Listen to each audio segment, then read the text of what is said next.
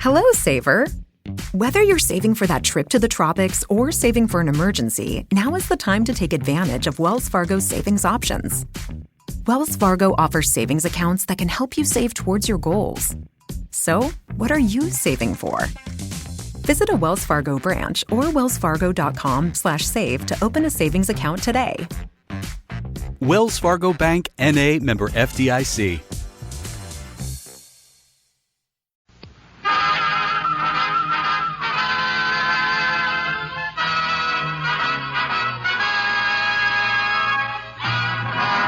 Of the Texas Rangers, starring Joel McRae as Ranger Jace Pearson. Another authentic reenactment of a case transcribed from the files of the Texas Rangers.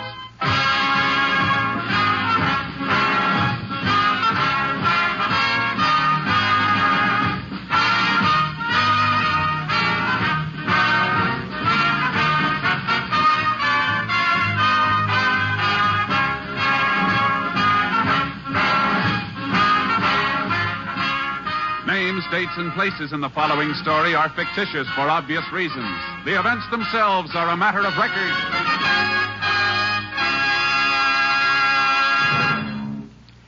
Friends, every day, Monday through Friday, there's top entertainment all day long when you set your radio dial to NBC. Listen for Double or Nothing, and you'll hear one of radio's funniest quiz shows. Walter O'Keefe consistently comes up with great comedy entertainment Monday through Friday on Double or Nothing. Listen and you'll agree. And then there's the program with a heart, Strike It Rich. The grand entertainment that Warren Hull brings you every day on Strike It Rich is just what the doctor ordered if you suffer from the housework blues. And from Chicago, Tommy Bartlett brings you Welcome Travelers, interviews with the many interesting guests who each day pass through the Windy City. And for more fun, listen for Bob and Ray, those two zany comics. Then, of course, there's Music and Charm with Dave Garroway. So remember, every day, Monday through Friday, chase your blues away with the wonderful daytime programs on this station of the NBC Radio Network. Now, here's today's Tales of the Texas Rangers.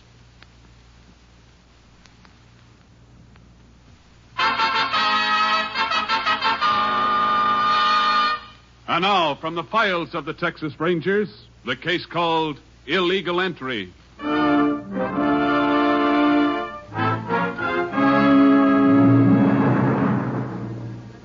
It is 10:30 on a night late in August, 1940. In the southwest Texas town of El Corso, near the border, the streets of the Mexican section are dark and quiet. A man stands smoking a cigarette in a doorway on one of the darker streets.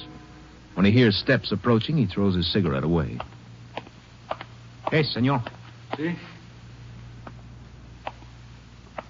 I want to ask you something. Si? What is it? You know some people named Gomez live on this street? Senor, on this street there are maybe 10 Gomez families. Which one you mean? They're supposed to live at number 624. I couldn't find the house. Well, this is no surprise. The house numbers, they go only to 500. This can't be. Here, look, it's written on this piece of paper, 624. It's too dark. I cannot see the paper. Can you see this knife? Cállate. You make one move, you never move again. What do you want? Your money, give it to me, all of it. I got no money. Give it to me. I say I got no money. If I got money, you're not going to get it. Oh, you dirty... I'll kill you. Give me that knife. See, I give it to you. My arm. I'll kill you. Help! Help! Shut up. Help, thief! Come back here! Stop him! Stop this thief! There he goes around the corner!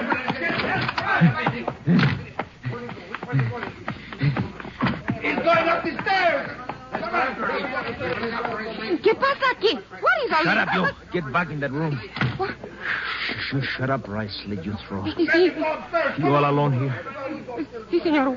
What do you want? Where's the door lead to? Out the back? Come on. We go out. No, señor. You want me to use this knife on you? Señor, Come on, I say. Wait a minute. This pocketbook on the table. You got money in there? Señor, please. It's my paper the whole way, Cállate. please. See, this is better. Now we go down. Oh, no. Go on. Go down. And remember, the knife and me will right behind you. Come on, hurry. Get good and faster. Come here. Now, look. We're going out to the street. Anybody that stop us, we're just out for a walk. You hear that? Si, senor. Now, put your arm through mine. The knife. See? And if you tip off anybody, I push that knife right through you. Now, come on. Walk. This way. To the right. Where are you taking me? Shut up and walk. Faster. Come on, faster.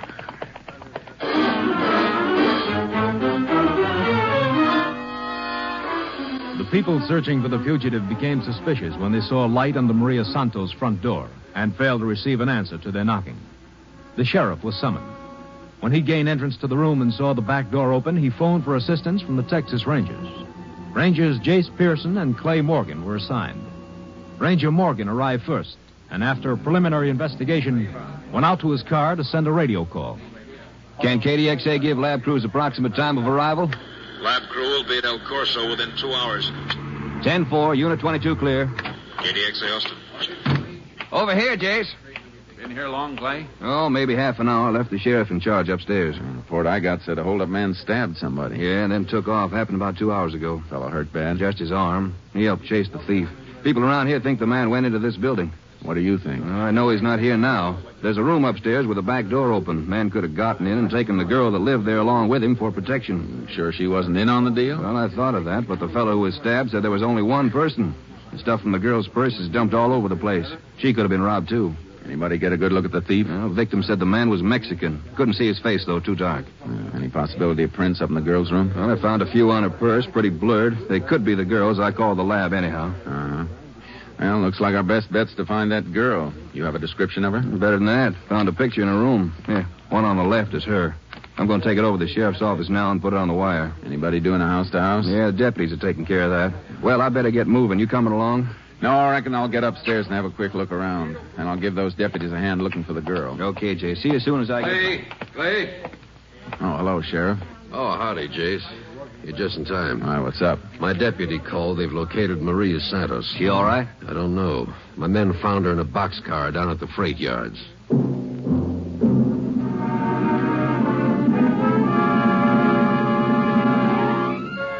When we arrived at the freight depot, we saw attendants carrying Maria Santos on a stretcher toward an ambulance. She'd been badly beaten, but she was still conscious. We decided that since she was the only person who had seen the man we were after, it was necessary to get a statement from her immediately. I got the doctor's permission to question Maria on the way to the hospital. As soon as she was settled in the ambulance, I climbed in. He could still be around the yard somewhere, Clay. Yeah, Sheriff and I'll go over the place with a fine-tooth comb. See you later, Jace. I'm Ranger Pearson, Miss Santos. Oh, do you find him yet? No. That's why I'd like to ask you a few questions. Will it hurt you too much to talk? I can talk, senor. It's only that... Oh, my side. Did he stab you? But when we walked to the freight yards, he held a knife on my side and he kept sticking me. You get a good look at his face? Oh, si, senor. The face I will never forget. Have you ever seen him before? No, senor. I don't think he's from El Corso. Maybe he's from Mexico. Can you give me an idea what he looked like? Something that'll help us identify him. Well, he had 2 scars. What kind of scars? One under his eye, a little one, and a bigger scar at the corner of his mouth. Make him look like he's always smiling. But this man, he's not the kind who smiles. Did he take you directly from your room to the freight yards? Si, senor. He made me walk through the streets with him. Sometimes we passed people. I wanted to yell, but he held the knife at my side. He kept sticking. What happened when you got to the freight yards? Well, we walked and we keep on walking. I was tired, but he wouldn't let me stop. Then I heard the sheep cry. The sheep? You see, on the freight train. The train began to move, and all of a sudden, this man, he get excited. He make me run over to a boxcar that stand by itself. Was that when he hit you? I think so. It's hard to remember now. Did you see where he ran after he hit you? No, senor. The last thing I remember, I see his face. His mouth that looked like he was smiling. And you don't have any idea if he ran toward that moving train? No. Senor, this money, you think maybe he get away on the train? That's hard to say, Miss Santos. We're going to do our best to find out.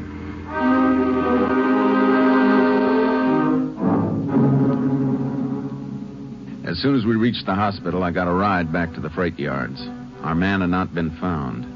I figured it was more than an even chance he had escaped on the freight train Maria described. I checked with the trainmaster. He informed me that a train carrying sheep had left several hours before. It was a slow freight due in Lubbock at noon the next day. I picked up Clay and we headed north on the highway, which paralleled the railroad tracks. Ought to be catching up with the train pretty soon, Jace. Uh-huh. What do you figure on doing when we come alongside? Not much we can do till it's light. I was thinking about that. If we try to stop the train now, they might get away in the dark, but it won't be light for over an hour. Yeah, no. Hey, bet that's it up ahead. Aren't those caboose lights? Looks like them. It's not moving very fast. Gives you a funny feeling knowing our man might be riding that baby. Wish we could be sure, though. I got a hunch he had a train getaway in mind when he took the girl down to the freight yards in El Corso. What are we going to do, drive alongside the train till daylight? That's too risky. If he is aboard and happens to spot us, he'll get suspicious and skip. Be better if we stop someplace up ahead and wait for him. Got any ideas? Not yet. Get the map out of the glove compartment, will you, Clay? Yeah. What do you want to know? See if you can locate the next station the train's due to pass through. Let's see. Yeah, nearest town from here would be Hamlet, about 12 miles up ahead. 12 miles. That won't give us too much time. Anything north of that? Not for 40 miles. Well, then it'll have to be Hamlet. What do you have in mind? We'll need some advice about the best place to have the train stopped. We've got to get word to the engineer and warn him what's going to happen. Unit 10 to KTXA. KTXA to Unit 10. Go ahead, Unit 10. This unit now alongside northbound freight train number 24, positioned 12 miles south of Hamlet. Believe man who committed El Corso holdup aboard train. Can KTXA relay message immediately to Railroad Operations Chief? Can do. What is the message, Unit 10? In order to make search of train as early as possible after daylight, this unit requests that engineers stop train at some suitable point north of Hamlet, Texas. Suggest unpopulated open area to be selected to reduce chance of fugitives' escape. 10-4. This unit will check with Hamlet station master to learn if message was received in time for him to deliver it to train. 10-4. Unit 10, clear. KTXA, Austin. Now, there's the engine, Jace. Sure is a straining up that hill. Yeah, let's hope it keeps on moving slow. A lot of things have to happen before that train passes through Hamlet.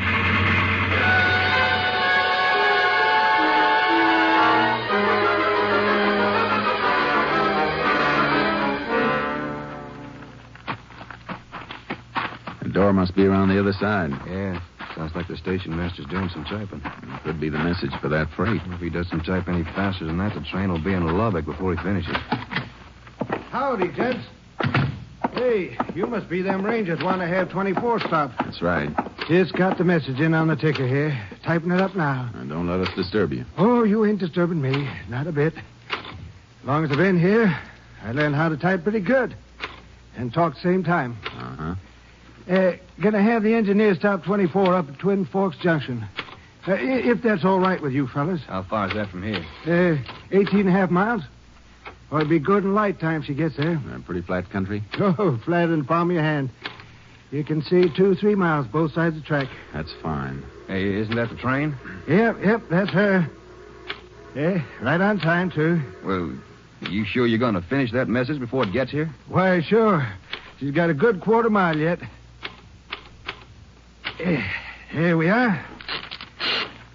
Now, just get me a couple of order hoops. My lantern. I'll be ready. Can we help you? Nope. I got 'em right over here. Yep. Say, understand there's some kind of criminal on that train. We think so. I don't want to rush you, but that train sounds pretty close. Now, don't you worry, Ranger. She's only down by the first switch. Got plenty of time. Old Steve Dillon and his conductor will have their arms through those hoops just when they're supposed to. You Rangers want to come out on the platform with me? Yeah, we'll come along, but we'll have to stay out of sight in case our man happens to be watching. Sure. You can stand right behind these posts here. Thanks. Can't nobody see from the train behind these here posts. Be back in a minute or two, Rangers. Boy, the way he was moving, I was sure he wouldn't make it. I reckon when you've been at this as long as he has, you get pretty good at timing.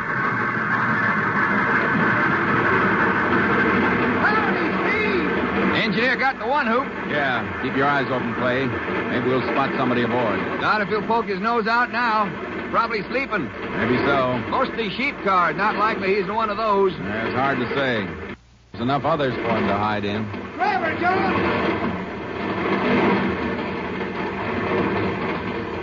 Well, Ellie got the message, Rangers. Reckon the rest is up to you. Thanks. Come on, Clay. Let's go meet a train.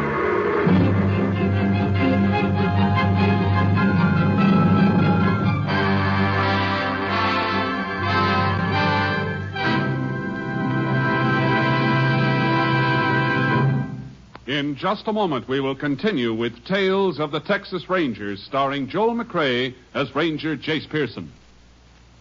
Have you ever seen lightning strike? Then you know how cerebral palsy strikes, swiftly, crazily, without warning. And it could happen to you or to your child. If you should be stricken as a result of an accident or shock or illness, you'd need costly and highly specialized care. But would that care be available? It's shocking but true that right now 92 out of every 100 who suffer from cerebral palsy must go without that necessary care because there just aren't enough facilities. Think of it, hundreds of thousands of people suffering needlessly when they could be helped. But in spite of this tragedy, there's still hope, real hope that stems from present-day research and treatments. You can help the more than 550,000 sufferers of cerebral palsy get these vitally needed benefits and become self-sufficient citizens. Send your contributions to United Cerebral Palsy, care of your local postmaster. Forget them not. And now the second act of Tales of the Texas Rangers.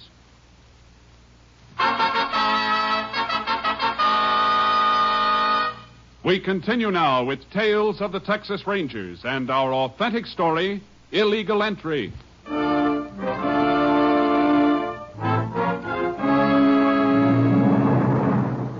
We drove toward Twin Forks Junction, where the train was due to stop. On the way, we radioed headquarters and asked for some officers from the nearest town to assist us. 4 of them were waiting when we arrived just past daybreak at the junction. As I gave the men last-minute instructions, the train was visible in the distance. We don't have much time, men, so we better get moving. Constable, you take a man and head down the track. Work from the caboose forward as soon as the train stops. Right, Jay. You other 2 men cross the track. When the train stops, split up and work from the middle toward both ends. Okay. If you spot him, sing out. Yeah. Reckon we better get the rifles, Jace, just in case he makes a break across that flatland. Yeah. Sure hope he hasn't jumped off somewhere along the line. If he got on, I don't think he jumped. He doesn't know we're on his trail. I guess you're right, it's Ed. He'd be anxious to get as far as he could from El Corso.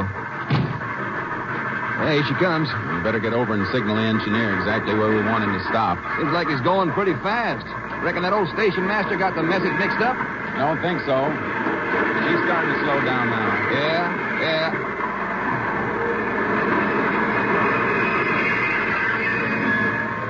Let's go. Want to try this boxcar first? Uh-huh. Not in here.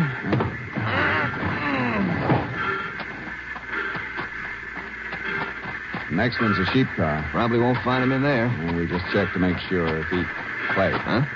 That gondola car down there. Yeah.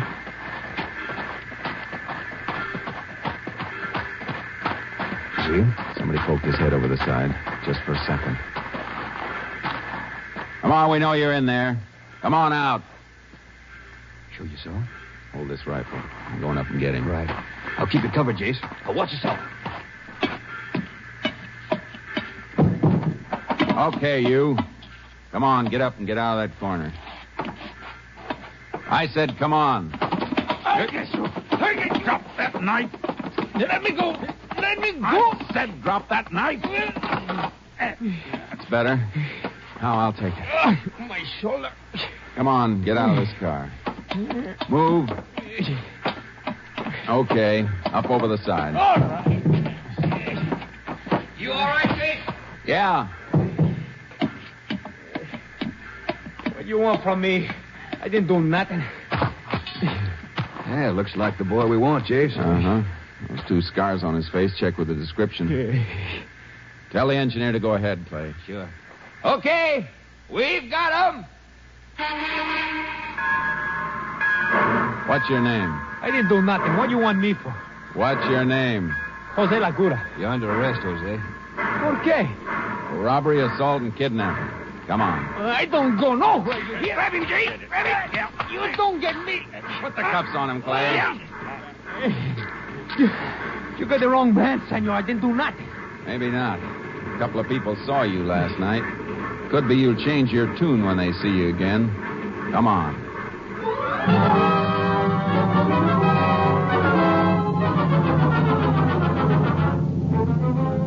We took our prisoner back to El Corso and delivered him to the sheriff. For 2 hours, Jose denied all charges against him. At noon, the sheriff had him taken back to his cell. We phoned the hospital and learned that Maria Santos and Felipe Rivera, the man who had been stabbed, were both well enough to come down and make an identification. I picked up the 2 witnesses, and at 1 o'clock, we walked along the courthouse corridor. Senor, you're sure when I see this man, he will not hurt me? There's not much chance of that, miss. He scares me. Just to remember him is enough to make my backbone cold. I'd like to have him alone for 5 minutes. Only 5 minutes. He is a bad one, this man. Yeah? Just go right in. Gracias, senor. Well, that's what we wanted to know. You have a record of the girl's name? Yeah, I'll hold on. Getting some interesting dope on our board, Jace. Good. You remember Miss Santos and Mr. Rivera? Sure. Both of you feeling better today? Oh, si, senor. Much better. Si, senor. The sheriff in the next room? I'm doing some paperwork. You folks make yourselves comfortable. I'll be right back. I got the witnesses outside, Sheriff. Yeah, fine, Chase. I'll phone upstairs and have my deputy bring Jose down. I'll be in there as soon as I finish this report. Okay, Take your time. So long. Come here a second, Jace. Uh-huh. Seems Jose is quite a record, here and in Mexico. What's he been up for here? Petty theft. Came over on a labor contract about 15 months ago. Got a 60-day sentence after he'd been here a month. He's deported as soon as he was released from jail. How about in Mexico? He's wanted there for armed robbery. Could be why he didn't head back over the border after last night. There might be another reason. What's that? A girl by the name of Lupe Alvarez. How does she fit in? Jose used to go with her. At his trial, he told the judge he stole the money so he could marry her. Howdy, folks. Reckon you can identify the man who roughed you up last night? I know see him, senor, but if I hear his voice... I will know his face. He's hard to forget. Yeah. He should have been down here by now. I better go see what's holding up the works. Remember now, when he comes in, you don't have to say anything till he's out of the room again. Just take a good look at him. You will ask him to talk, senor? Sure, we'll have him talk. I'm still afraid, senor. Now, you don't have to worry about a thing, Miss Santos. What's that? Sounds like the sheriff's calling us. Come on. Yeah. Where are you, Sheriff? Up here on the steps. Right up here. Holy, it's the deputy. What happened, Sheriff? He's been slugged and his gun's gone. Jose's gotten away. We sent out an all-points bulletin on Jose. Then we started combing the town for him. He had disappeared without leaving a trace. We decided that Lupe Alvarez, the girl whose name appeared on Jose's record, might possibly give us a lead. Following day, we checked her home in Laredo. An aunt told us that Lupe and her family were in North Texas picking cotton. Could be found on a farm outside Middle River. On the afternoon of the next day, we arrived at the farm. Lupe was out in the fields, but the foreman pointed out her mother, lugging a sack of cotton toward the scales. I am Rosa Alvarez. You excuse, I'm so out of breath, but it's hard work to carry the cotton. We'd like to talk to you about your daughter, Mrs. Alvarez. Lupe? Lupe has done nothing, senorita. We know that. We're trying to find a friend of hers, Jose Lagura. Oh, this one. He is no friend of Lupe. Didn't you used to go with him? No, senor. Oh, once Lupe, she go out with Jose. Oh, but she do not like him. Jose, he's crazy for her. He run after her. He make Lupe afraid. He's a bad one, this Jose. Has Lupe heard from him recently? No, senor. Lupe, she does not even know he's back from Mexico. How'd you know he was back? Why should I not know, senor? He was here only a few hours ago. What? See, when I bring the load of cotton before this one, Jose, he stand by the scale. He look like crazy man. He see me, he ask me where Lupe is. You tell him? Me tell Jose where Lupe is? No, senor. I lie to him. I say Lupe is in town today. Do you know where Jose went? See, first he tried to borrow money from me. When I say no, he go to Juan, the boy who drive one of the trucks to the cotton gin. He asked Juan for a ride into town. Did he take him? See, Juan, he does not like Jose, but he's a nice boy. He take Jose with him. Juan come back yet? No, senor. Many trucks come to the Cotton Gin. Sometimes Juan have to wait 6 to 8 hours. Maybe he's still there. Thanks. Please, senores, if you find Jose, you will not tell him where Lupe is. He will make trouble for her. Don't worry, Senora. If we find Jose, we're going to see he doesn't make trouble for anybody. Not for a long while.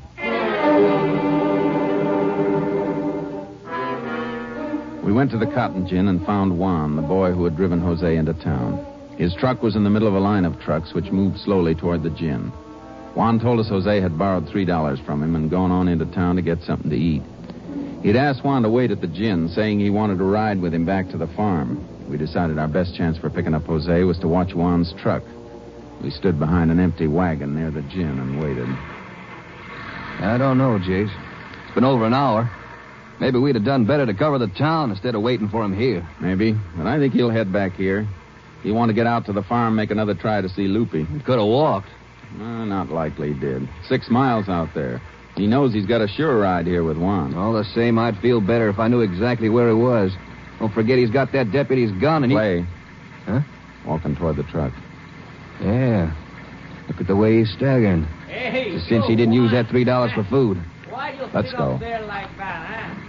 Come on, you come have a drink with me, huh? Hey, Juan. You're no good. You work all the time. What's the matter? You work all the time, Juan, huh? Forget about Juan. You can talk to us now. What? No. Stand still, Jose. Get the gun, Clay. Yeah. I got it. How you find the dirty one, he tell you, huh? Come on, Jose. You're a popular boy back in El Corso. We want to get you there fast. No, I don't go. Let's get moving. No, I don't go to El Corso. It'll only be for a little while, Jose. And I think the state will give you a more permanent home.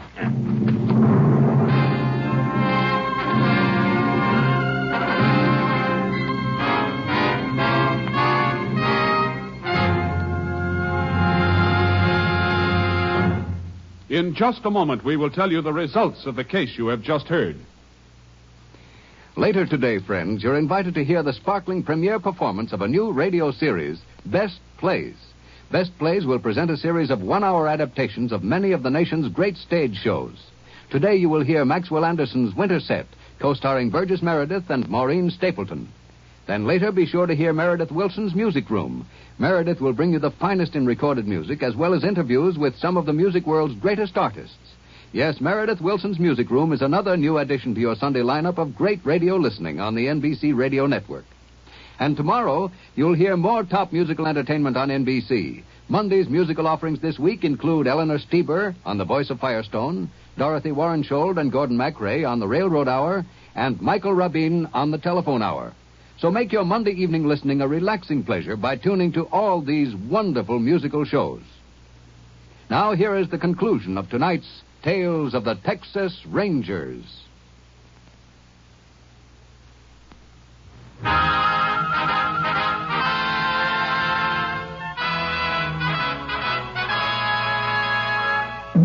And now, here are the results of the case you have just heard.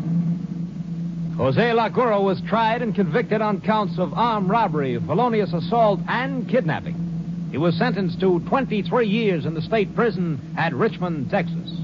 The Mexican government requested that upon his release, he be sent to Mexico to serve sentence for crimes committed in that country. Next week, Joel McRae in another authentic reenactment of a case from the files of the Texas Rangers.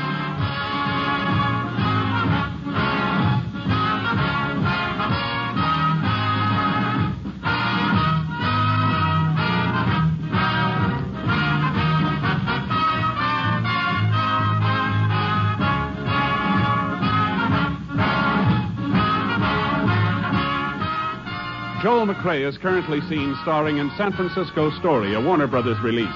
In the cast, you heard Herb Ellis as Ranger Clay Morgan. The role of Jose Lagura was portrayed by Tony Barrett, and Lillian Bayef was Maria Santos. Jeanette Nolan was heard as Rosa Alvarez. Hal March played the role of the sheriff, and the station master was Jan Arvin. Technical advisor was Captain M.T. Lone Wolf Gonzalez of the Texas Rangers. This story was transcribed and adapted by Charles E. Israel, and the program was produced and directed by Stacy Keats. Hal Gibney speaking.